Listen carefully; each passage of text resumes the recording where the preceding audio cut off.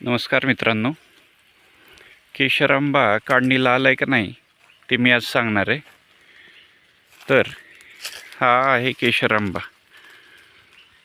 हा काढणीला आलाय का नाही ते कसं ओळखायचं? या आंब्यावर पावडरसारखा पदार्थ जमा होतो आणि असा बोट फिरवलं की तो क्लिअर होतो.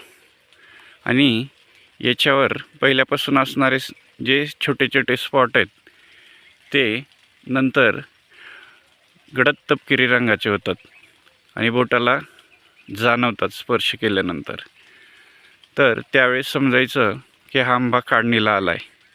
आणि आंबा काढताना तो देठासहित काढायचा आहे, कारण देठ तोडून जर आंबा काढला तर त्याचा निघणारा जो चीक आहे तो त्याच्या देठाभोवती काळे डाग तयार करतो आणि आंबा खराब करतात. धन्यवाद. व्हिडिओ आवडला तर लाईक, शेअर, सबस्क्राईब करा.